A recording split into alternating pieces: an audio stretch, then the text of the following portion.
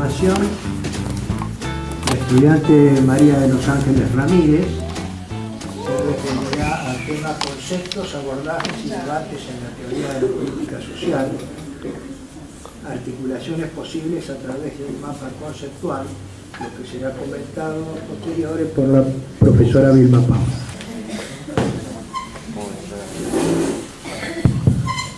Bien, ¿me escuchan todos? Bueno, gracias por venir.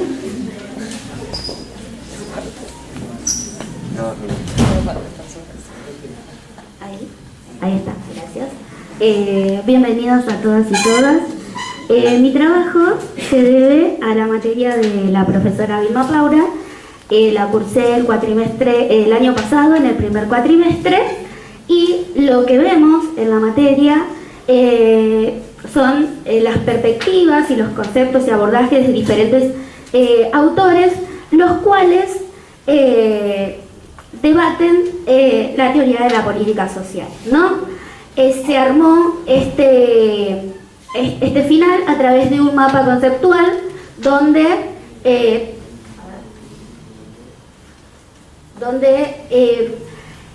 a través de los diferentes autores que vimos, yo puse el foco en dos ejes. Mi primer eje se trata de... ahí, porque si no es como que... Ahí está. Mi primer eje se relaciona con la política social y el estado de bienestar, ¿no? Que es un formato institucional, político, ideológico, que articula la política económica y analiza las tensiones entre el capitalismo y las democracias. Y después, también en este mismo eje, vemos la crisis del estado de bienestar en los años 70. Para esto, yo me apoyé en diferentes autores. Dentro de estos autores está Picot, Gösta Spin-Andersen, Klaus Hofe y Roberto Castel. En mi segundo eje, en el cual me planté, voy a hablar sobre los discursos y conceptuales de la teoría de la justicia social, y para esto me planté en dos autores. Un autor es François Dubé, que habla sobre la justicia social a través de la igualdad de posiciones y la igualdad de oportunidades, y Nancy Fraser, que habla desde un lado de la justicia social, de los derechos de las minorías, ¿no? Son dos escuelas totalmente diferentes, estos autores que plantean temas diferentes, pero que en su debate de cómo crear la política o cómo articular las políticas de justicia social son como muy parecidas. Mi primer eje tiene que ver con la política social y el estado de bienestar en relación con el sistema capitalista y las democracias. Picot, en su libro, plantea que el campo de las ciencias sociales, ¿no? El campo de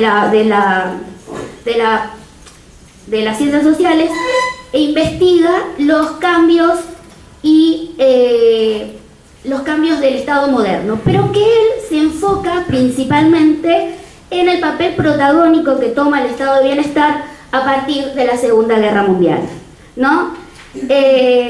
Picot no define políticas sociales. Picot analiza a través de las perspectivas analíticas de los diferentes autores que hablan sobre estos temas.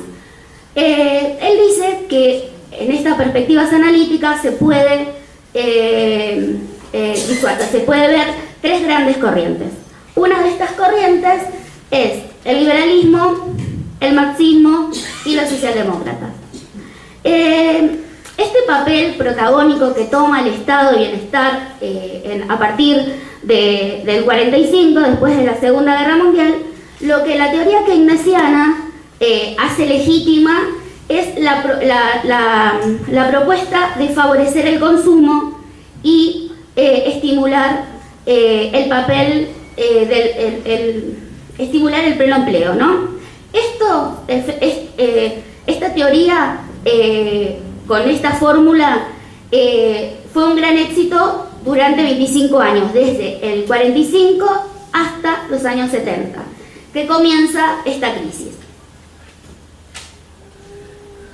Y esta imagen es como una imagen que describe, ¿no?, cómo el estado de bienestar, ¿no?, se va hundiendo. La frase dice algo como muy particular, dice: sus sospechas eran ciertas, no hay botes para todos. Y la pregunta de qué es el estado de bienestar, ¿no? El estado de bienestar es el formato institucional, político, ideológico que articula las políticas sociales, la economía, y hace un equilibrio entre el modelo capitalista y las democracias, ¿no? Eso es el estado de bienestar. Pero ¿qué había pasado en ese momento? O sea, ¿cuál era el planteo del liberalismo o de la derecha de por qué se había generado esta crisis?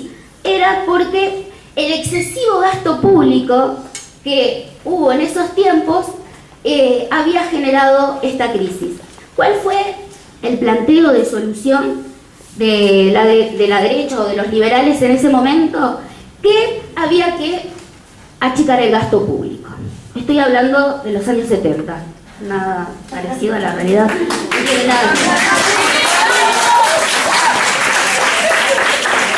Y esto, bueno, algo que quiero, o sea, hablar de cerrar con esto del estado de bienestar, que es un formato estatal que logra un equilibrio y resuelve durante 25 años las tensiones entre la desigualdad capitalista y la igualdad de la democracia, a través de las políticas sociales.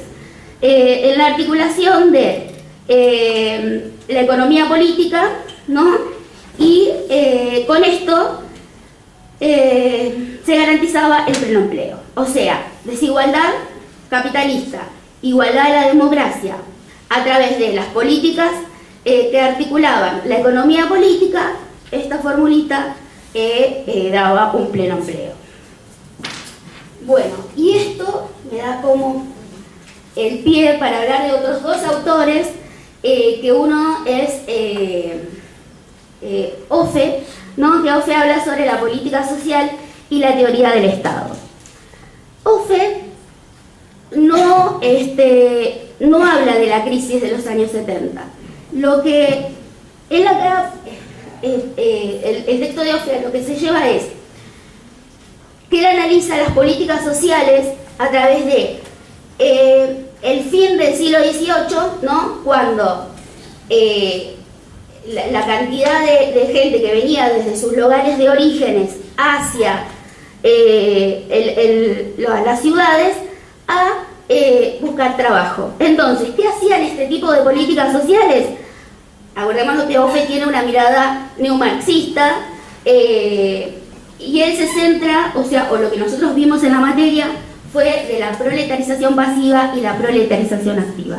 Lo que Offe dice es: muchachos, el estado de bienestar en este tiempo no está logrando el consenso entre el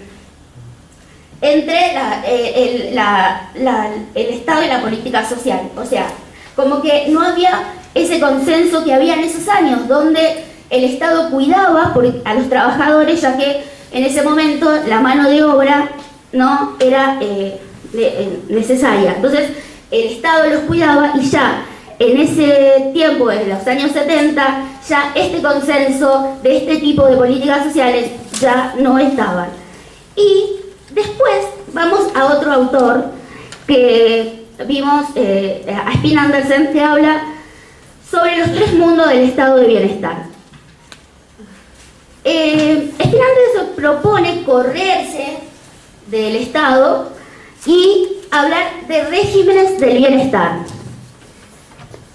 Y para esto hace una tipología de regímenes del bienestar en relación existente entre mercado entre Estado, mercado y familia. Y para esto habla de 3 regímenes.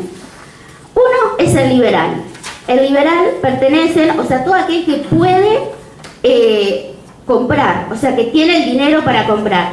O sea, el Estado es el actor protagónico en este régimen, y no es que los otros no son asistidos, pero son asistidos en una mínima participación de parte del Estado. El régimen conservador o corporativo que plantea Spin-Andersen predomina el pleno empleo, o sea, predomina el estatus social a través del pleno empleo. Y ¿qué quiere decir esto? Que interviene el Estado, el mercado y la familia, ¿no? Porque el trabajo para ellos es fundamental, todo tiene que ver con el trabajo. Entonces, esto me va a dar pie después para entrar al otro autor que finalizó este eje. Y el tercer régimen, el Estado de Bienestar, habla sobre un régimen socialdemócrata o universal, que habla de el Estado como actor principal, ¿no? Y en este régimen la gente recibe sus seguridades sociales solo por ser ciudadano. Entonces es el Estado como en participación de todos, de cubrir todas las necesidades, y como que la familia, el Estado no tienen como mucha participación, porque el Estado es el actor principal. Y como les decía, el régimen corporativo es el que me daba pie para entrar a hablar del texto de Roberto Castel, que habla sobre las metamorfosis de las cuestiones sociales, pero a mí en la materia me tocó hablar sobre el capítulo 8, ¿no? Que habla sobre la nueva cuestión social, el derrumbe de la condición salarial. Y nuevamente, cuando empiece a hablar sobre las cosas que están sucediendo, no estoy hablando de actualmente, sino estoy hablando anteriormente. Entonces, la nueva cuestión social era que la Francia de los años 50, años 60, vivía un pleno empleo. Por lo tanto, o sea, la gente estaba bien, ¿no? El Estado, o sea, bien en políticas sociales, en empleo, pero en el derrumbe de la condición salarial en los años 70, ¿no? La desafiliación, que es como la idea central de Castel, o lo que él desarrolla en este capítulo, y la afiliación no tenía que ver con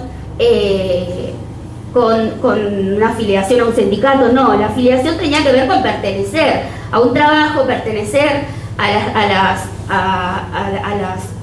los lazos sociales, porque a través del trabajo lo que ellos tenían era seguridad social, educación, se tenían relación con el otro y estaban bien porque tenían trabajo.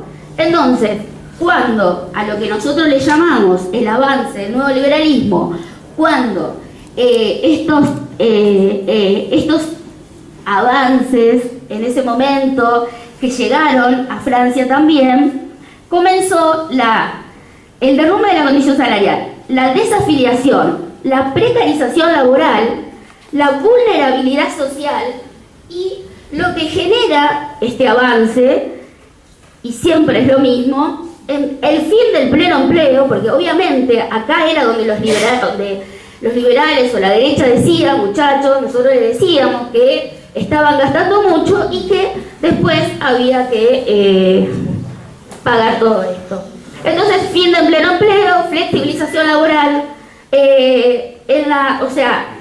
incertidumbre, porque cuando no hay trabajo, cuando las cosas van mal en un país, la incertidumbre es fuerte, y el individualismo social, ¿no? O sea, no había esa cohesión social que había en ese tiempo, y no había ese colectivismo social para con el otro. Acá había que salvarse como podíamos.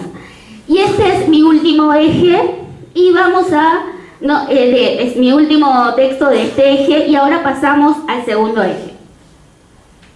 El segundo eje habla sobre la justicia social, los conceptos de justicia social. Y traje mi ayudita porque tenía muchos nervios. Voy a empezar con Dubé, ¿no? Dubé plantea la justicia social desde el lado meritocrático, ¿no? Y él dice que Dubé busca reducir las desigualdades sociales dice, repensar la justicia social contra el mito de la igualdad de oportunidades. Y él dice que hay dos formas de ver la justicia social, ¿no?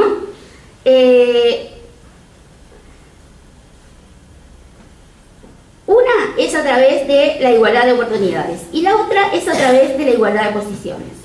La igualdad de oportunidades, o sea, no garantiza que todos podamos partir de la del mismo lugar con los mismos beneficios.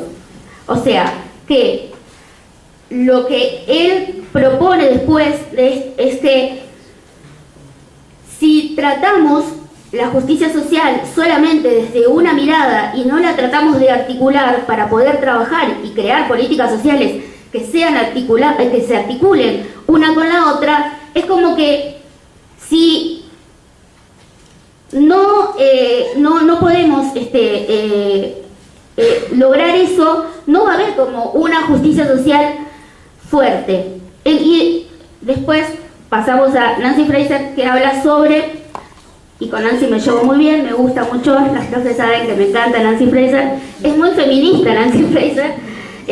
La justicia social a través de la redistribución y del reconocimiento. Lo que plantea Nancy Fraser acá es que la justicia social a través de la redistribución solamente, mirándola como una mirada bidimensional, que es el mismo planteo que tienen estos dos autores, o sea, de cómo armar políticas sociales para poder articularlas, o sea, la manera en la que habla o lo plantea el libro son totalmente diferentes, pero la manera de querer solucionar el tema lo plantean iguales. ¿Por qué? Porque ella dice que la justicia social, mirándola desde una mirada dimensional y no tratándola desde esa mirada, es una falsa tesis. ¿Por qué? Porque la justicia social debe ir articulada una de la otra, o sea, tiene que ser una articulación que juntas deben ser trabajadas. ¿Por qué? Porque lo que ella plantea acá es que los movimientos feministas desde un lado, o los movimientos que no eran reconocidos, planteaban la justicia social desde su mirada subjetiva, ¿no? Porque decían, bueno, no somos reconocidos, la justicia social viene a través del reconocimiento. Y otros decían, no tenemos trabajo a causa de que no somos reconocidos, por lo tanto, la distribución viene, o sea, la justicia social viene a través de la redistribución. Sin embargo, ella dice que la justicia social viene desde los dos lados, ¿no? Articuladas. Y para concluir, ¿no? Y decir desde mi lado peronista y desde mi lado con una mirada más keynesiana, lo importante que es trabajar en políticas sociales que se articulen, ya que en políticas sociales, el tema de salud, y siempre me emociono cuando lo cuento, porque estuve 17 años en una silla de ruedas, y si no hubiera habido un Estado presente que me hubiera provisto las prótesis para que yo me pueda operar y estar internada el año y 2 meses que tuve que estar para poder volver a caminar, hoy, por más que hubiera tenido deseos y ganas, porque obviamente que siempre los tuve, no se hubiera podido lograr. Muchas veces las ganas o los deseos que uno tiene, si no nos proveen las herramientas para poder ejecutar nuestros deseos, es imposible. Entonces, gracias a que en ese momento sí había políticas sociales activas que me llevaron a poder estar internada en un lugar público, no pagué nada, cuando lo importante, chicos, es este tema. ¿Por qué? Porque hay otros países que no tienen este sistema. Lo importante de cuidar y lo que ya hemos logrado, los derechos a la educación pública, a la salud, no dejar que estas cosas se pierdan, ¿no? ¿Por qué? Porque hay otros países en los que hay personas que están en la misma condición que yo y ya no tienen esperanza, porque su Estado no les brinda las herramientas que tiene que brindarles. Y gracias a que soy argentina y sí se brindaron esas herramientas, hoy puedo caminar. Y cada vez que subo al colectivo, que yo le digo de 1810 porque es súper alto, y que puedo subirlo, ¿no? Que puedo subirlo, eso tiene que ver con que un día alguien me brindó esas herramientas y yo las pude utilizar. Es la importancia. Tal vez cuando no nos pasa pareciera que es mínimo, pero cuando uno vive esas situaciones y después logra sus objetivos, entiende que sin esas herramientas no es posible. Que si una universidad, si mi universidad no hubiera estado en mi distrito, hoy yo tampoco podría haber estudiado o estar a punto de recibirme de licenciada en Políticas Sociales. Gracias a un TREF que vivís a 20 cuadras de mi casa y que puedo venir, ¿no? Esa es la importancia para mí de la política social. Gracias, Nina, por confiar en mí.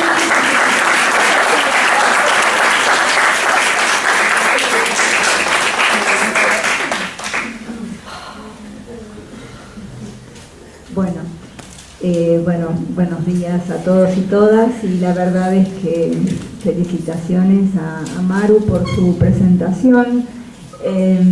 Yo voy a decir 2 o 3 cositas nada más.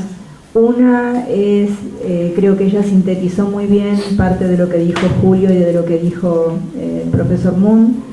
Aquí hay esfuerzo personal, hay intención de contribuir a la producción de conocimiento, pero el esfuerzo personal solo, sin apoyo institucional, sin un contexto, sin soportes, diría Castel, no garantiza que se puedan cumplir los objetivos.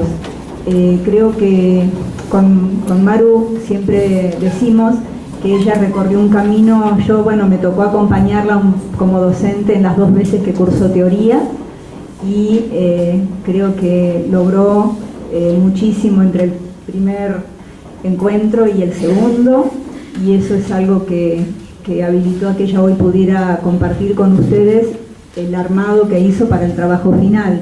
Y lo hemos conversado, obviamente que queda mucho por leer, que quedan trabajo por hacer, pero es muy importante lo que ella pudo hacer con el conocimiento, con lo que se despliega en las aulas, con las conversaciones, con las lecturas, y creo que lo que nos enseñó es cómo se pueden traducir esos conocimientos, esos conceptos y esas categorías a cómo se resignifican en la realidad en la que nosotros vivimos.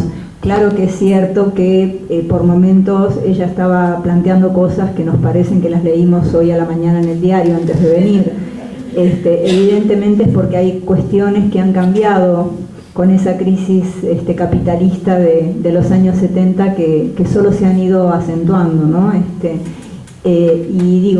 Para terminar, también hemos hablado mucho de esto de la igualdad de oportunidades, la igualdad de posiciones, y esta idea de Nancy Fraser de la complementariedad entre el reconocimiento y la redistribución cuando uno piensa en justicia social.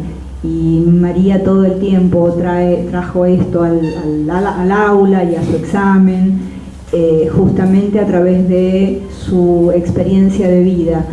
Julio decía, los que estudiamos estas cosas compartimos, más allá de ciertas diferencias, que podemos tener una sensibilidad por lo social, ¿no? Creo que, la exposición de María mostró eso, así que yo la felicito, celebro y que comparto lo que ella dice de que la importancia de que haya habido un Estado, que haya un Estado que haya podido facilitar, dar las posibilidades para que ella y otros estudiantes, todos, yo también estudié en la escuela pública, podamos hacer nuestras carreras acá. Así que nada, eso creo que es parte de un sentimiento compartido.